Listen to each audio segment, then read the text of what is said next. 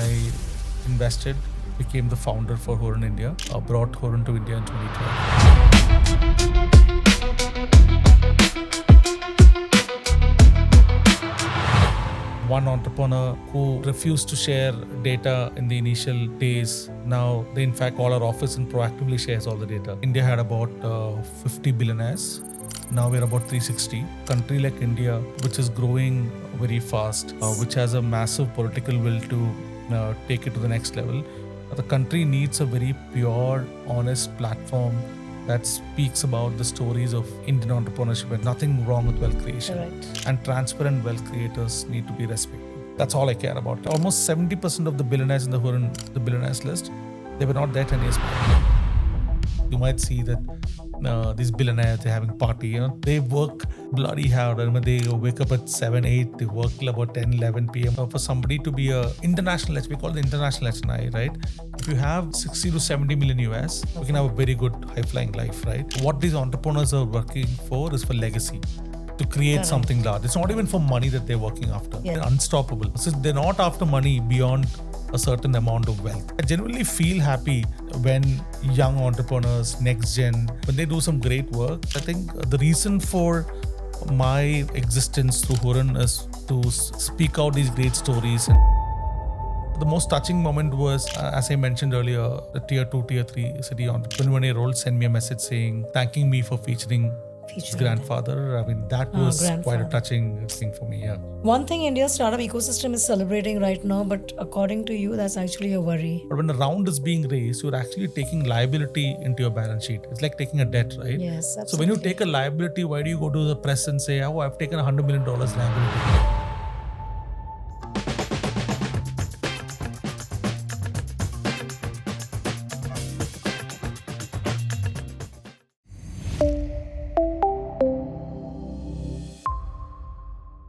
So Anas, thank you for coming to my show. Yeah. So before we get into anything, like you and I was just talking, I would like you to tell us what Hurun is all about. So Hurun, and what's the purpose that you started with? Okay. So Hurun, we're a research organization established in Oxford about 26 years back by a British chartered accountant called Rupert Hogeworth. So we set it up to speak about Asian growth stories, starting with China. So that time, China was just opening up. 99 was when Byju was founded, Alibaba was founded. So China was just opening up, right? Yeah. So he thought it'd be very interesting to speak about the Chinese. So then Rupert was about 27, 28, about the age when I started Hurun in India. Then he went there, built one of the most respected foreign brands there. Then in fast forward 2011, I got an offer to do an internship with Hurun. So I was tasked with creating the first global billionaires list for Hurun. So that was a huge success, and that was quite fascinating. Then he asked me, okay, this is very good. I really liked working with you. I still remember when I got this call from Rupert and I said, oh, you help me make a rich list. I'm like, is this real? I mean, is this a real opportunity? We didn't really know. Yeah. But I told him that unless you pay me advance, I will not start work. Then he asked me, why don't you set this business in India? Why don't you come and work for me? I always want to come back to India. That's just why always in the back of my mind. But I don't come from the entrepreneurship background. I don't know what to do. Yeah. I know what I had to do something. I had to do some business, but I don't know what to do. That you were clear, that you wanted to come and do business. Yeah, come and do business. And I don't know anyone to really take advice from as well. But then he asked me to work for him. Then I decided, okay, I told him, I already have found a job in the UK. That's quite a comfortable job. And we were recently married, me and my wife. And if I have to come back to India, it has to be my business, right? Then I invested, became the founder for Hurun India, brought Hurun to India in 2012. Hurun India, the objective is to talk about the story of Indian economy through the eyes of entrepreneurs and companies. That's the number one objective. Number two, in order to do that, I was very convinced from day one that it has to be done properly. But how do you create a differentiation? Because there were other companies which was doing the same thing, even much longer, 100 years old businesses were there, like Forbes and other guys were there already. Sure. So how do you come and sort of make a differentiation? but the funny part is I was largely ignorant about their existence or what their business models were. That really worked for me. Nice. And I always say ignorance is really the reason why I set this up in India. If I had Ignorance is known a it was all bliss. this difficult, I may not have started. But I, funny enough, I went to one entrepreneur. I was at that time I started in Cochin, Hurun, and I took a flight, met the entrepreneur. After the interview, the entrepreneur was so innocent. He said, "Why don't you go raise an invoice for the interview?" Then I told him, "I'm not here to raise an invoice. I've just come to do an interview of yours at my own expense. I'll go back next day." So that day, I sort of started thinking maybe a differentiating a moat that I could create, a reputation that I should be working on, is to by creating a very honest brand.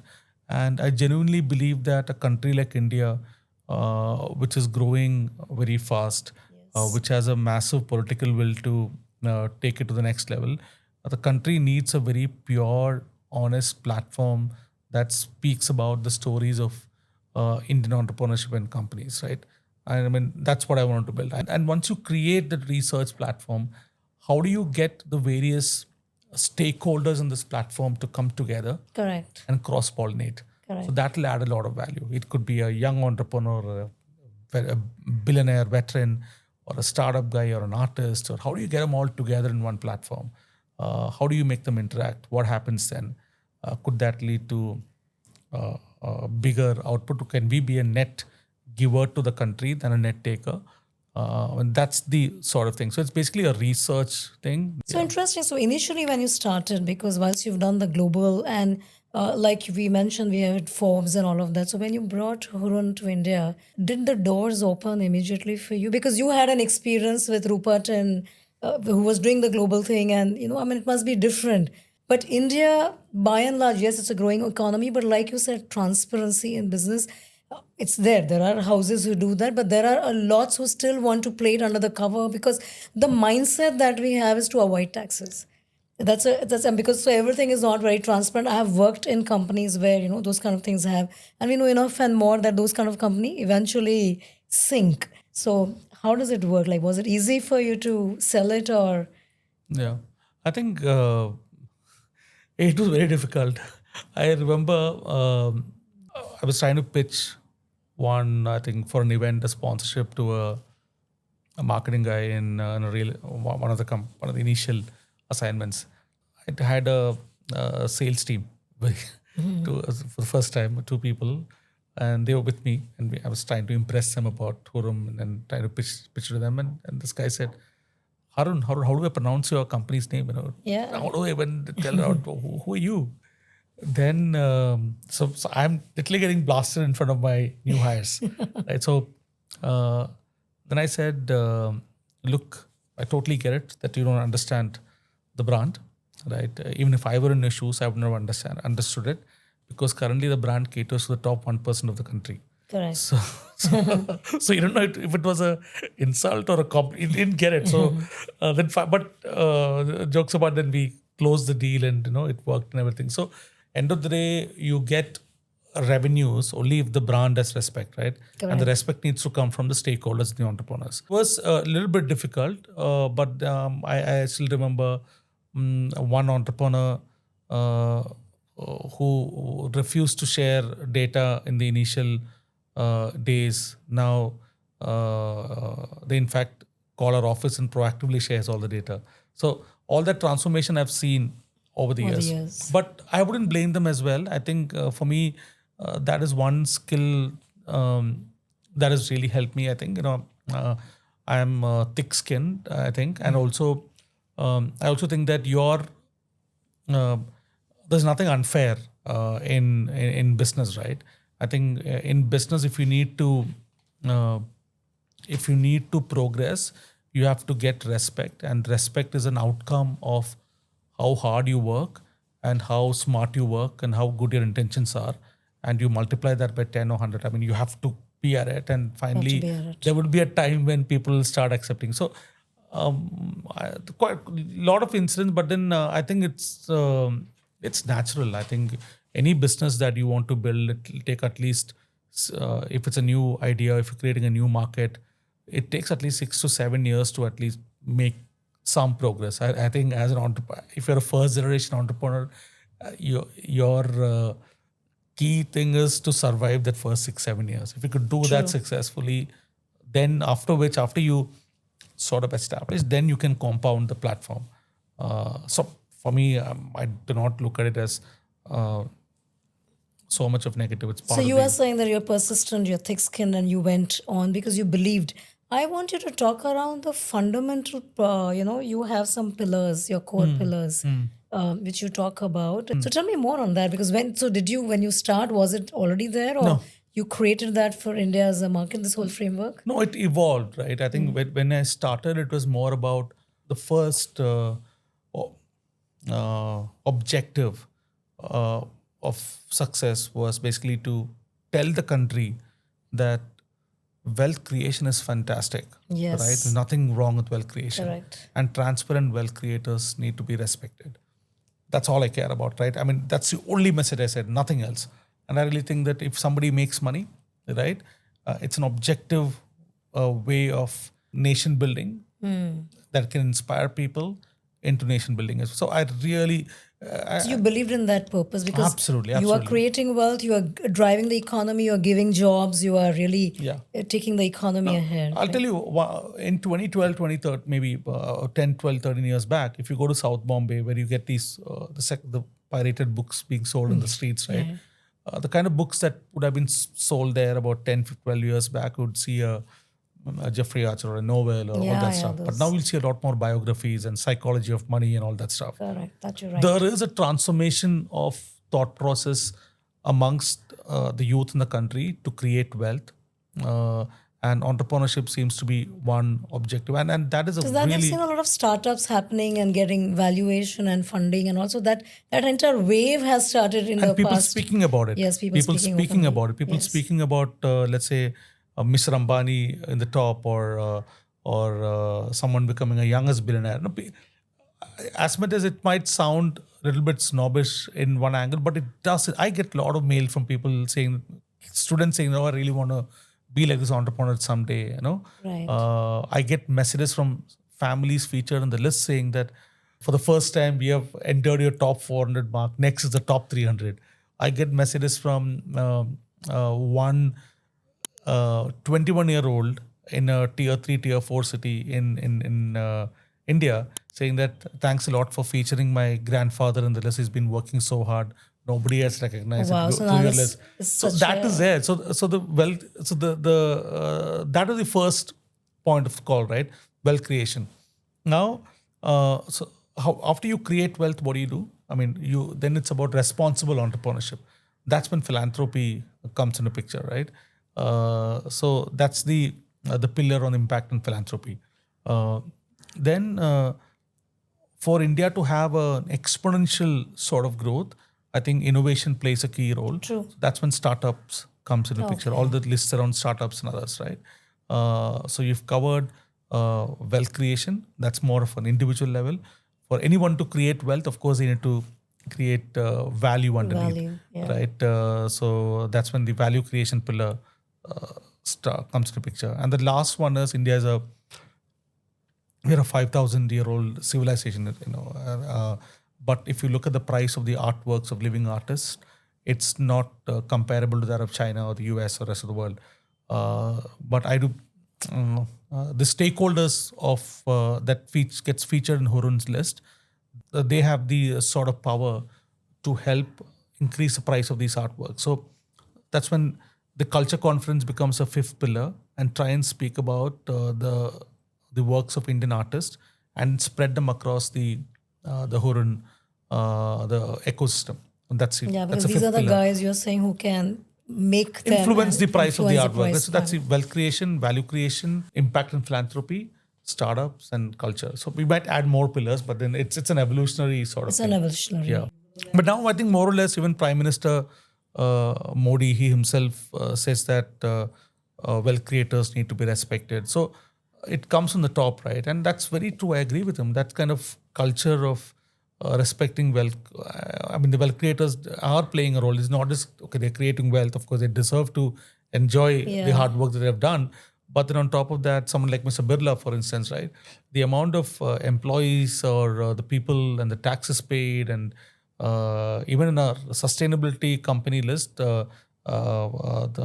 Grasim is one of the top companies Yes. that's very serious about Yes. sustainability initiatives, right? Yes. I mean, these are all run by entrepreneurs and a byproduct of wealth creation. No, So so that's there are these legacy, and whether you take Tata, Birla, large, the large groups who have done it legacy over decades. And where I'm coming from is that yes, they believed in transparency, they believed in responsibly, and and sustainable and all of that. So they do believe in being part of the nation's growth story. Generations out there. But the newer ones, there is old money, there is new money. The newer ones who are so do you see the difference? The newer ones who are coming in this race, maybe from your startup side and all, are they as your personal wealth and value is okay, but are they as clear that what they are giving back to the society, creating philanthropy? So do you see that difference, or is it still the old money which is driving? no. I think newer ones are also very focused on. Firstly, when you talk about newer ones, possibly they are into 5 to 15 years of building their business, right? Right. I think any meaningful, large philanthropy or giving back could possibly happen when you build a sizable business. Anyone that you look at, right? From the breed of the current entrepreneurs, right? The early stage, there are some people who are already in the philanthropy list. Be it Vinny Bansal, who's at an exit, or Nikhil and Nitin Kamath, who are the list. I know Ritesh Agarwal is quite active Okay. in philanthropy in his hometown. There are quite a few young entrepreneurs who are serious about this. But then at this point in time, the most valuable asset of the young entrepreneurs when they're their prime is their time, right? So they do spend time on societal causes as well. So there is definitely an intent towards giving back and creating something that is valuable for the nation and not just for themselves, of course. But yeah, So I'm getting on the mindset side of you because you come from a, not from an entrepreneur or a billionaire background yourself. And when you had to create this kind of and talk to them, did you ever feel that that bias or that, sort of doubt that I am doing for people who I am myself not coming from a billionaire background? Did you ever had that? I never felt it. You never felt I never get excited about display of wealth, or I don't get swayed. I mean, that's been the sort of the biggest the blessing, in the sense that never have me or my family, we never get swayed by any of these things, right? I think Right. when we meet an entrepreneur, I look at the entrepreneur as him or her as somebody who's creating an amazing company, creating a very valuable business, and creating. I mean, it ends there. I'm if you ask me, would I go and ask him about, oh, do you own this supremely amazing watch? Or I don't really get into those questions with anyone. I'm not interested as well. So it's an interesting story. There was one employee or one person who I had recruited back in the days, and after working with me for a week, he quit. He absconded the next week. Then I tried calling him. He's not responding, and a day later he messages me in X Twitter at that time. Said, I really left the job because I'm writing the stories of all these good entrepreneurs, and when I'm seeing that. When he's writing, he's getting jealous that he can't be one of them, and he See? can't be writing, and he has to quit. Because that's the human psychology. Yeah, Usually, that was right? very weird, right? So I don't get into all that. For me, it is about amazing story. I genuinely feel happy when young entrepreneurs, next gen, when they do some great work. I think the reason for my existence through Hurun is to speak out these great stories and through a reason and tell this to people. And when I see that firsthand, it gives me a lot of excitement and kick. And So that makes you motivated and to do more. correct. Yeah. So tell me now, since you talked a lot around research, but you really weren't from a research background. You did computer engineering, and then you went to Oxford. You were doing your finance MBA and all of that. And I also read that you were. Is that the story of being rejected Is that hunger and that anger, that rejection made you what you are today and got you in this path? The two funny stories. Because I had this background of KPMG and diversity and all that stuff, so I get called for at Oxford. The very first month itself, I got called for some of the top investment banks for interview. They asked me what are the three different valuation models, and I didn't know. So the very first month. And the irony is, I do valuation for a living now. Correct. Or another thing is, I was invited to a interview with British Telecom. There was a case study that was given, again, the first month of joining Oxford.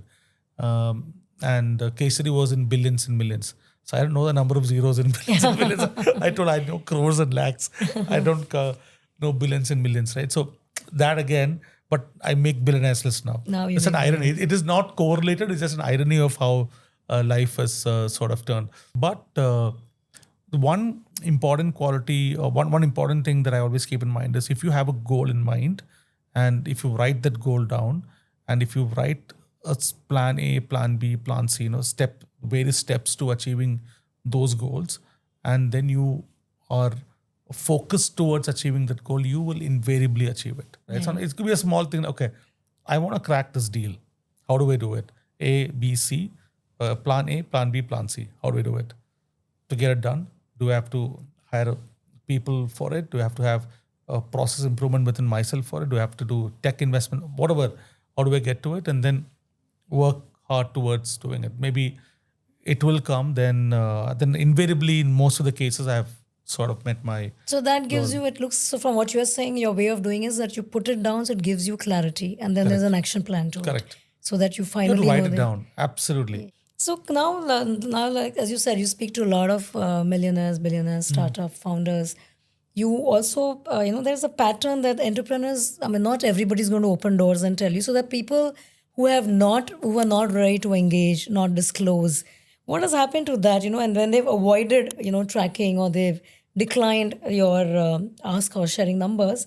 So then what has happened? Have you seen a pattern of them declining also, or they're not revealing their data? No, I did mention in one of my interviews that one of the entrepreneurs who did not give data, he fled the country. There's one or two instances, but it happens, like in any case, right? I think the more promising side of the whole last 14 years is that the number of people who are transparent and forthcoming with information, that's gone up drastically.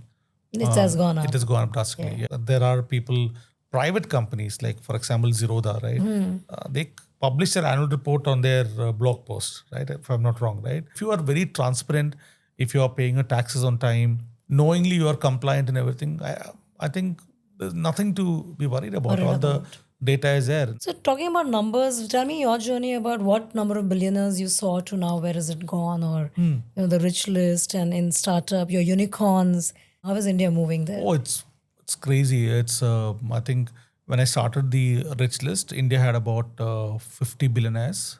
Now we're about 360. And where do we stack up? Is US or China still the highest? China is number one. US is number two. This year's list, I think China has gained massively. Really? The last 3 years, they had a little bit of a slowdown. But this year in the Hurun Global Rich List, China added like some 300 new billionaires. Wow. And mostly from AI. That Point AI. note, right? It's crazy. And interesting part is 80% of Chinese billionaires, they were not even in the list 15 years back. So all of them are new. All of them. Even in India, right? Yeah, India. India too, almost 70% of the billionaires in the billionaires list, they were not there 10 years back. They were all new. So it's all new wealth creation. Wealth creation. That's and where is happening. it coming from? So which kind of categories or sectors are really giving? In India or? Yeah. India, China. China, it's now the AI. new pushes from AI and related thing. 3-4 years back, it was EV and the green ecosystem. Correct. Before that, it was real estate and everything. But now it's a clear signal that China is really dominating in wealth creation, AI, green tech and everything. I think what Hurun, the rich list says, is the story of economy through the eyes of entrepreneurs. Eyes of entrepreneurs. Nice. But India, it's still our pharma, chemicals, manufacturing, it's still that, right? we are yet to see a lot more exponential wealth creation in, let's say, sectors that I want a lot more billionaires to come from, which is space tech or AI or Yeah. green or because all these sectors, right, can have massive impact for a company like a country like India, which has got about 140 crore Yeah. people.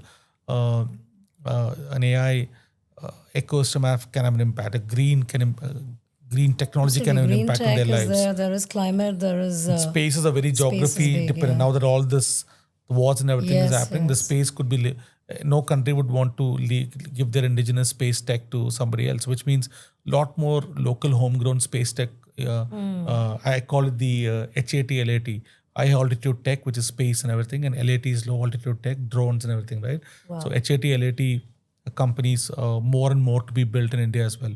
So you will see a lot more growth. And mind you, when we started in 2012, the number of cities from which we could find these billionaires from, or India rich list from, was about 15 people, 15 cities. Now it's about 112 cities, towns, villages, everything, Wow. right?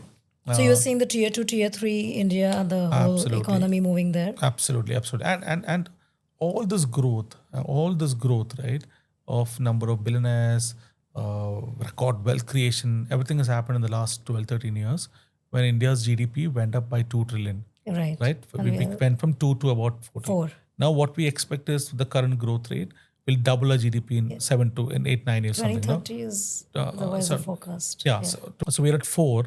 If you have to double from 4 to 8. 8, that's addition of the entire current GDP of India, adding one more level, right? Yes. So it's another 4 trillion. So it's really the best time to build in India, be a professional in India, talk Make about in India story is what you say. everything. Do anything in India. Someone like being a professional manager, right?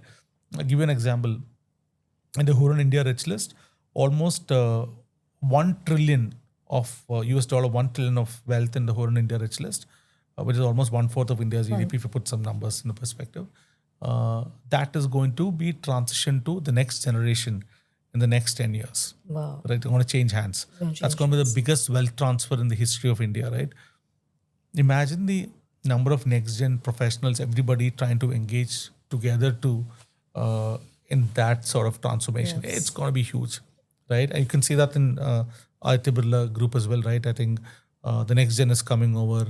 Brilliant professionals are supporting the businesses. So you would see that across companies. India is a youth nation still, average age 29. So you will see that is true. And you're seeing the whole tier 2, tier 3 town now moving the economy. So tell me, how does it feel when somebody's in the list and they lose their rank? And what happens when there's wealth erosion that you are today there in? And that's more in the startup, that maybe 1 year Byju's was there and then Byju's will be out of the list because of whatever. So do you see that kind of things happening, and then what does it look like? It's very rare that you have a story like Byju's in India. I think because I was with one family in Delhi and they were very, so this is about a few years back, and I asked them, oh, where have you made your investments now? Which kind of startups you're supporting? Oh, we just made some $10-20 million, something into investment into Byju's, and they're very proud of it, right? So I'm like, oh, that's really cool. They invested in Byju's. Yeah. That time Byju's was like a star, right? Now, when I asked them, they're like, oh man, no, I'm not going to invest anywhere. I'm done. So look at the impact that it brings to the ecosystem, right? Yes. So that's why. These kind of stories are an aberration. I don't think everybody can be bracketed under one. Sure. One thing. And you don't want that to happen too. Yeah. Sure. But there has been stories of people just vanishing out of the list, but that's mainly due to risks that are not priced in, which could include fraud and things like that. But otherwise, it's been either going down, market cycles. Someday it could be down, someday it could be up. So all that happens here. From our standpoint, our list is very entrepreneurial. It's not a capitalistic list because the objective is not to showcase, as much as it is a rich list, it is not to really showcase the wealth of the individual. It is to, on the other side, showcase the wealth creation stories. It's about how did you create this company? How did you create this wealth? Okay. Where is it coming from? Which city? What sector? Where are you investing your money into? How are you giving back to the economy? But those are the bigger themes that I'm excited about. when I hear you, it sounds very noble and nice in the sense that you want people's journey, their stories, and how they've done it. So, and also developing the nation and all the others to learn from it. Correct. Vis-a-vis, whilst you're still calling it a rich Yeah. list, but it's not the rich as in my personal wealth, as in so the ego part of it. Yeah. It is more the developing and coming together, more like a Correct. community of Correct. entrepreneurs coming together and developing. That's very really interesting. I wouldn't have otherwise understood like this.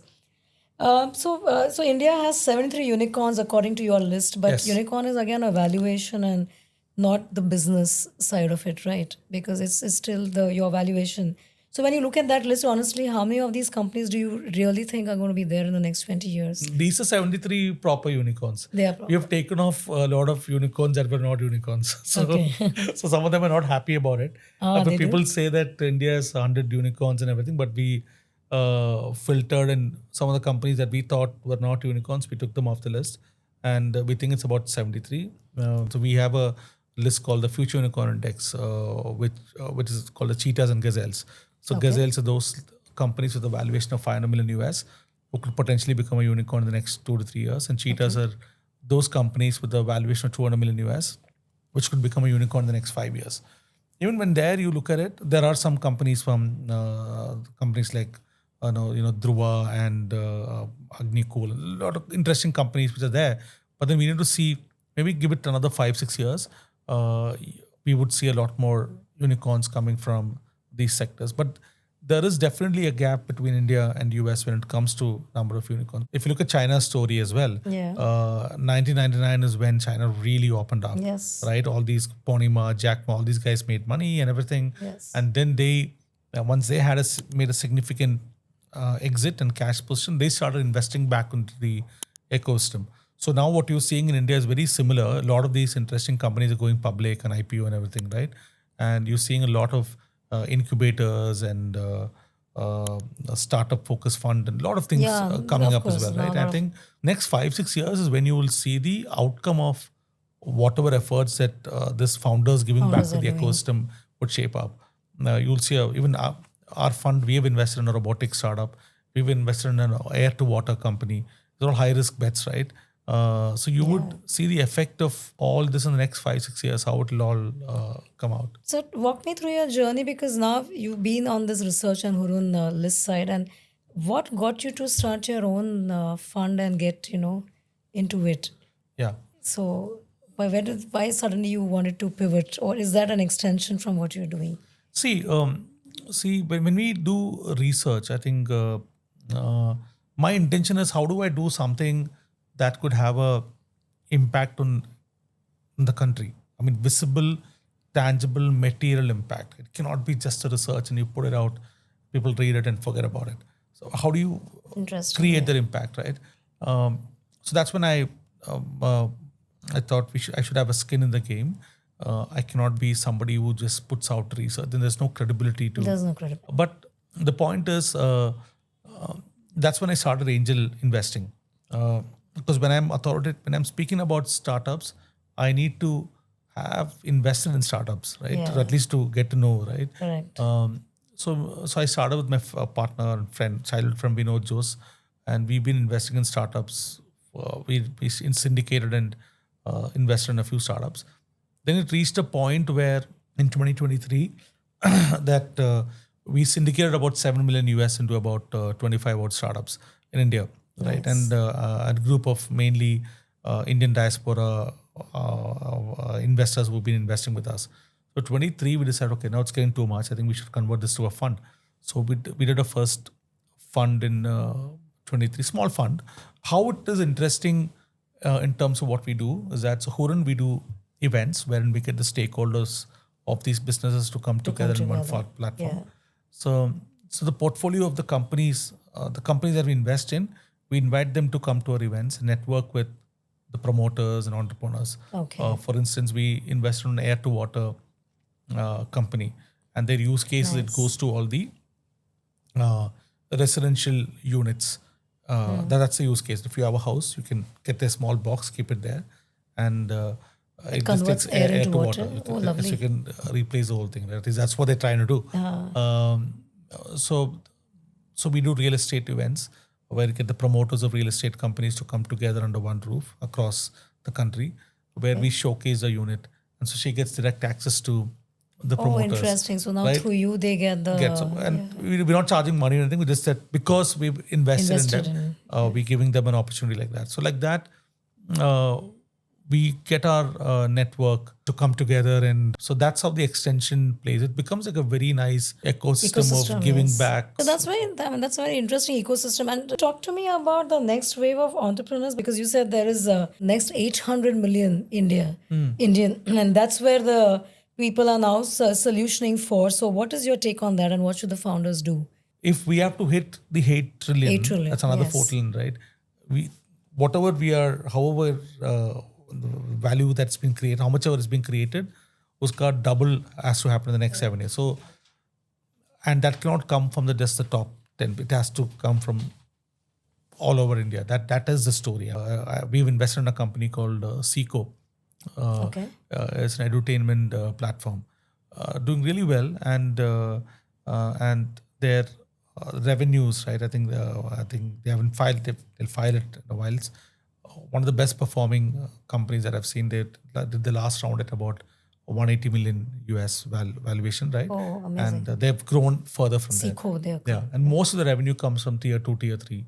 Yeah, but that's not because the whole smartphone penetration, 900 million smartphone today. Even my last research on even the rural India, the farmer, every third farmer in that house is using a smarphone. So yes. What are your thoughts on that? You having in your business? 100%. I see the same in our business, because that's where the next growth is going to happen. You see, even from Google, Sundar Pichai said the same thing, that the next 3 million, the next 500 million, 300, 500 million is coming from the tier 2, tier 3 and the urban rural. So we see the growth there. See, because India is highly underpenetrated also, underinsured, underpenetrated from credit penetration. So the lending demand is very high because the consumers are becoming upwardly mobile. And in fact, also your take on money, what you were talking about, wealth. The whole unspoken story today, people talk money. Because I own the category called Money as Aditya Birla Capital, and people want to talk money. It's not about showing off. They're okay to talk. It's not a taboo anymore. Correct. So money can be an ambition by itself. See, earlier we were taught that money can't be an ambition. Correct. But today, being rich is an ambition. I want more money. So yeah, the conversations have changed in tier 2, tier 3 town India. So when you allocate your marketing spend for tier 2, tier 3, do you think about it differently? So every tier 2, tier 3 also has like a very simple way to say India and Bharat. But there is that urban sort of a consumer, even in a tier 2 market, who is ready to spend. Oh, interesting. So you're segmenting your profile in the same, because they are still, so there is a consumer sitting in Rajkot who wants to behave like Bombay wants to be like, US, America. So, but that, and because now the world is virtual, it's open for everybody. I'm sitting there in Indore. I still want to I am still looking at reels. I'm still seeing the Korean food. I'm still getting the Korean food access. The world has changed. So the new generation coming in is coming more global ready. Do I have to do something very drastically different from Bombay to Indore? No. Interesting. Because there is that same hunger, same passion, and I can see it. Everybody's on the phone, That's true. seeing the reels and, spending time. So That's interesting. No? That's all the social media platforms and availability of internet. That's sort of a big unifier of the thought process. Right? The Darshana Shah Show is not just another podcast, but something which is my personal purpose to create the next generation leadership, to teach them how to succeed or pivot when the time is right. And if you're enjoying this, do remember to show me love and subscribe. What excites you the most about India today? So I quit my job in London. I think it was interesting. So I was in the cafeteria of FSA one day, and I was watching this debate in the TV, and the debate was about immigration, about immigrants should be allowed to scrap the visas, all that stuff. Now, my visa is not getting affected, but I've just seen it. I'm like, my existence in this country cannot be determined by the 200 odd people in that room. Right? Absolutely. So the what excites me about India in a world where people are immigrating, migrating, and whatever. Right? India is my country, your and then country. Yes. whatever you do here. Uh, Employment that you give here, the taxes that you pay here, you're contributing to the nation, and that's the most exciting thing of being a part of this country. So much of culture, different backgrounds of people. I think the So sheer much. population that we have, and it allows you to do so much, allows you to try, test, fail, and also make it, because the population is also moving upwardly mobile. So there No, is in India, for potential. me, more than you, if you're referring to business standpoint, of course, but potential is immensely crazy. As an opportunity, if you want to build anywhere in the world, it has to be in India at this point. I really think it has to be India.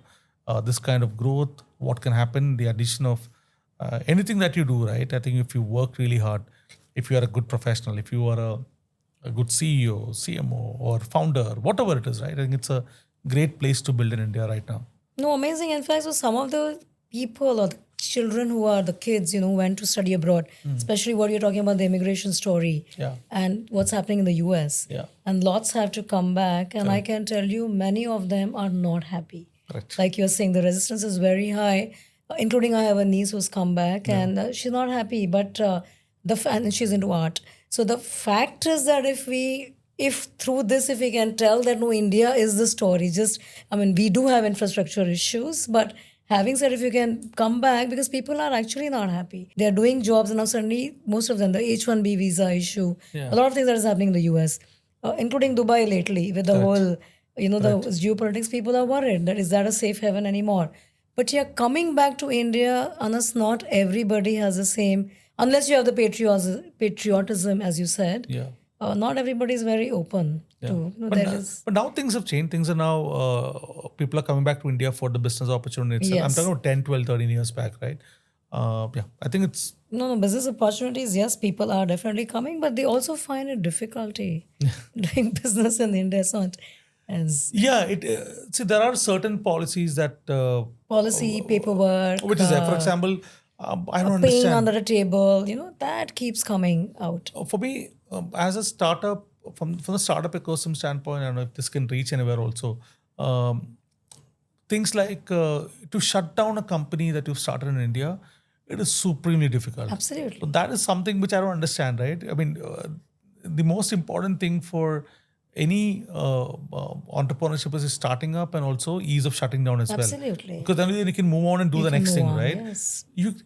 One of the companies that my friend has invested in, the company ceased operation 6 years back, but there are some issue because of which some ROC or something is not giving letting them close the company, which is because of which they have to pay regulatory fees every year for a company that is non-existent. But these kind of things need to be, there was angel tax, has been luckily scrapped, right? Things like these have to be worked on, right? And we need more banks in the country, right? We cannot just rely on the banks, right? And to get the investment into India, the amount of education that we need to tell the local branch manager about KYC and stuff, it's insane. It's insane. So I think we need to have more financial institutions and more, regulations have to be a little bit more easy. Processes have to be easy. I agree, because we have to learn from maybe Singapore, UAE. I don't know, because we have to allow people to, be there, close, start, pivot, whatever. I agree with you. So that's what people find the resistance also. Whilst there is opportunity, there's a lot of these issues. So, Anna, since you have the privilege to be with the rich and the richest of India, what are the characters, traits that they have which you see are consistent and which the others should imbibe? The one thing that amazes me is their focus, right? They focus on their core business, right? If you have to become moderately wealthy, you could diversify and you can do multiple things and earn a lifestyle sort of business and you can move on. If you have to be, let's say, wealthy, really wealthy, right? Maybe, let's say from an investment angle, you have to bet on one stock and go with full conviction and put all your money there. And if that stock becomes a hit, then you become really wealthy. Or you cannot, again, diversify the portfolio and become immensely wealthy, right? And the third phase is the entrepreneurship, right? if you want to create a very valuable enterprise, you have to focus on that opportunity and work extremely hard. Put all your mind, resources, people, family, time, everything towards building that up. And go deeper in that is what you say. That focus is very. I know certain friends who are in the wind turbine industry. He can speak about turbine for 2 hours. Like we're speaking about movies, right? He can speak about turbine, like The jokes passion about is turbine. what He you can need. make songs about turbines. So that's the passion then. It's amazing. That focus is the one thing that sets all of these guys apart, right? They're not, nothing can bring them down. They think about something, they focus and get it done. Focus on what you believe in, as in you really go after it. And execution. Execution, right? I think there are sometimes people come and make this bold vision statement without execution. I think execution is relentless. Execution is the only way, right? You might have people sometimes come back and say, oh, by the way, this idea, it can get stolen. Then I tell them that if this idea can be stolen and executed, then the idea is not worth fighting for, right? True. It's not about having great ideas, it's about executing to the core. Without that, there is no point. So I think the focus and execution, these are the sort of two things that common traits that I've seen across these, and they're all hard workers. You might see that these billionaires, they're having party, they work bloody hard. I mean, they wake up at 7, 8, they work till about 10, 11 p.m., whatever. And maybe 7 the days a weekend, week. whenever they get time, they might just go party or whatever. Right? But they're all extremely hard workers as well. So see, I mean, it's interesting, right? So it's focus, it's execution, it's hard work, as opposed to feeling that, okay, once I'm there, I can be in Hawaii, sip, have fun. Once they're there, because understand, right? Once you hit, But you still then want to be there and more, right? no, once you hit, we've done a math, in India, how much is enough sort of math, right? We've done it globally. For India, for somebody to be a international, we call it the international HNI, right? If you have about 60 to 70 million US, in addition to your rent, car and the house and everything, you have 60, 70 million US cash, you can have a very good high-flying life, right? So anything beyond that, what these entrepreneurs are working for is for legacy, to create something large. It's not even for money that they're working after. Yes, after right? that. Then the yardsticks, what they're after, everything changes. Right? Then they're unstoppable. So they're not after money beyond a certain amount of wealth. So you're saying 60, 70 US $million is good for. Good enough that's enough to live a good life. So what would you tell a founder or a business house, a person who wants to enter the Hurun list? What do they have to do to enter your list? What do they have to do at the end of the list? Yeah, because they definitely don't have to give you watches or invite you for parties. No, absolutely. That we know Anas is not going to go. So what is it? No, I think we have various lists. That is the most important thing. If you are a young entrepreneur, if you build a business worth 10 million to 25, 50 million, you can enter the Q30, 35, 40 list. If somebody has created wealth of about 1,000 crores, they can enter the rich list. Then if you build a sizable business, they can enter the India 500. And if you've donated more than 5 crores per year, philanthropy list is one list that they can enter. If you build a company sustainably, Impact 50 is another list that they could potentially consider nominating themselves for.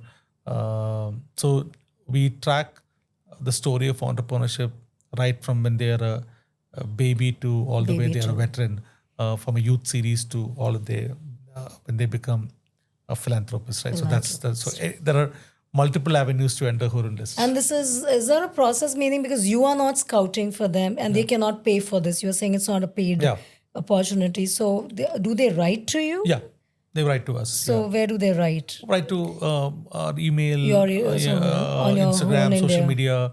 On a website, there's a contact form. And then you go through the... researchers go through it and even maybe call them and So then there's a whole process after that from your team that will happen from your researchers. Correct. And then once you are in it, it's not about first, second, third, is it? Or is there a... Ranking. We don't reveal the ranks to anyone until the list is published. You reveal or you don't? We reveal it only when the list is published. Okay. We don't reveal it when the research is complete. Okay. So till then you are under... we don't. Okay. So you're waiting. There's a heartbeat moment. Interesting. As you said, India created a new billionaire every 5 days in 2023. So where do you now see this? And China lost billionaires in the same period.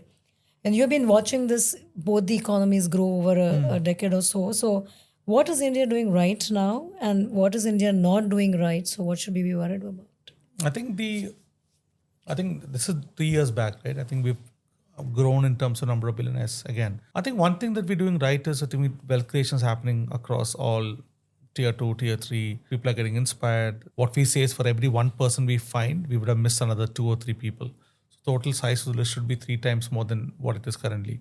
So India was creating a billionaire every 5 days in 2023. Now you think we can create every day? But where we could definitely work on, if you look at the top 10 in the US rich list, right? I think you have, of course, Elon Musk, Yes. then Larry Page, the Google founders, then Jensen Huang and Mark Zuckerberg and a few tech Bill guys. Gates right? and all of them. Bill Gates is not in top 10. Oh, he's not? No, he's gone out of top 10 now. But if you look at the same list 20, maybe 30, 40 years back, you would probably maybe even go back longer.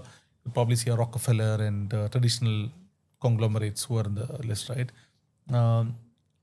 I think the one and we did see the AI summit which happened recently. Yes. Even when on the stage, the main people who are showcased were Mr. Mukesh Ambani or Sunil Mittal and the very respected entrepreneurs. I have Yes, huge respect Mr. for them, Adani. what they're doing, and it's fantastic. But I wish that we had more stories of upcoming AI entrepreneurs being showcased than our A legacy. legacy entrepreneurs, right? I mean, it cannot be. I'm sure they're doing a fantastic job, Sure. but we also need to see a new breed of entrepreneurs who are Coming building up. interesting stuff, who should be showcased in such global platforms, who should be the spotlight, not just showcased, but spotlighted in such global platforms. I mean, that is something that we need to see more and more, even in newer opportunities, more and more decentralization in terms of wealth. What we need to work on is there's so much wealth being created on the top, right? And how do we ensure that the gap between the wealth, the rich and the poor, how rich that has and been the- yeah. addressed as well, Correct. right? It needs to come down. That's a real problem. How much ever we try to deny, and that's a real problem as well. But is there a faster way to increase the prosperity levels of people below? So that could happen to CSR, philanthropy, sustainability practices. Can that be more effectively done in a country like India? These are the sort of things, right? You hear things that in Kerala, for instance, right, most of the good hospitals are acquired by private equity, PE, right? Now, would that result in converting healthcare from healthcare to health being a for-profit, extremely profit-motivated sort of enterprise, right? So how do you put a control to all that and make sure that then we the need a regulation around it. Otherwise, yeah. it becomes for profit instead of for the people. On that note, we are going to move to something more fun, which is my rapid fire round. So, the quick ones. So, the billionaire you learned the most from? So many of them, I think I learned from friends, right? I think, be it my friend Devansh of Inox or Dipturaki of Media.net. They're all good friends I learned from.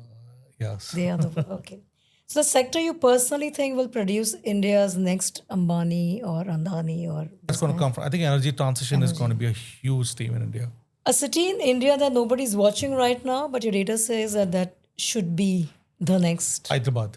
Hyderabad. Hyderabad is a solid story. I think But I was thinking Vizag also now with all this Google data coming in. And but when I meant Hyderabad, I mean Hyderabad and the satellite cities around it. Hyderabad is a story. I think after Mumbai, I know Delhi everywhere. I've traveled to a lot of places, but Hyderabad is one area you could feel that energy of wealth creation and stuff. And for the first time in the last year's Hurun India Richest, Hyderabad was the number 3 city in India. It beat Bangalore. lovely. So it's a very interesting place. Interesting. And That's your Hyderabad has got space tech startups, drone startups, AI infrastructure startups, traditional real estate, biotech startup, large biotech companies, pharma companies. Hyderabad has got a lot of interesting companies there. Yeah. Oh, yeah. The next underdog. Yeah. Something people assume about your job that is completely opposite to reality. Sometimes two misconceptions. One is it's a lot of glamour and things when you do the event because event is a lot of hard work, and you just get that stage for 2 hours. So it's not really glamorous before or after. The secondly, sometimes people think just because I meet all these entrepreneurs, I'm super rich, which is not the case at all. A belief about entrepreneurship you held strongly when you started in 2012, or that you no longer hold though? When I started, I really thought entrepreneurship was about finding the right kind of partners, business partners, and then doing something together with partners and building together and having fun and stuff. I mean, that is something which I don't regard now. I don't think you don't need, if you can do it yourself with your family. That's also really cool. That's one belief that has changed over the years. People say otherwise, but for me, that's been That's the journey. At the moment you realize that Hurun has become now bigger than what you had planned. When we launched the philanthropy list during COVID, Mr. Ratan Tata's office reached out to us on engaging with us on the list. So that was quite interesting, I thought, because someone as respected as him, of course, interacting was quite nice. And of course, meeting Mr. Birla, the kind words that he had to share when I met him, the feedback that he shared, that was quite nice, because I don't proactively go asking for feedback when I meet many entrepreneurs as legendary as Mr. Birla or Tata, or when they speak with such good things, it's quite cool. And for me, the most touching moment was, as I mentioned earlier, when on the tier 2, tier 3 city on 21-year-old sent me a message saying, thanking me for featuring his grandfather. I mean, that was quite a touching thing for me. Yeah, very nice. Yeah, absolutely. One thing India's startup ecosystem is celebrating right now, but according to you, that's actually a worry. One problem that I have with the startup ecosystem celebrating is that when a round is being raised, announcing that, right? For me, you hit a milestone of a unicorn, okay, celebrate that, fantastic. But when a round is being raised, you're actually taking liability into your balance sheet. It's like taking a debt, right? Yes, absolutely. So when you take a liability, why do you go to the press and say, oh, I've taken $100 million liability? Why would you share that with the press? So I have a philosophy. Fundamentally, I have a problem with that. But otherwise, it's okay. It's a good win. Founders it's a get milestone for the employees and investors, it's a good thing. So let them celebrate that. But my problem is on the corollary, right? About how negative campaigns are made on startups, on things that are unfounded, like this company, this company based on the 24-25 financials, a news agency or news company wrote an article saying that this company is not doing well, they've raised this much money, they've only done this. And then a lot of people in X goes and reshares and shares it. That has a negative impact on the founders. And I know for the fact I've invested in that business, they've done so well. It looks so bad, when somebody comes and shares such misleading claims. So let the founders build what they want to build. Unless they have committed fraud, do not just, if it's a private business, if it's not taking retail money, let the investors in the company deal with their pressure and let them manage the whole thing, right? Why do you want to take them out and rip them apart? And it's none of your business to do that. It's just stay away, right? If it's a retail money for listed company, okay, go for it. But if it's a private business, private investors, they're building something, let them build it. They could fail. The failure doesn't mean fraud, right? Correct. It could be failure, of course, right? But let them win, let them fail. That is something which that's what media the social and media and all thing, I think, be more responsible. But on that note, thank you so much. Thank you. I really enjoyed. I know we were slightly longer, but a good conversation. Thank you very much. Thanks for the opportunity. I hope it's useful. It was very nice.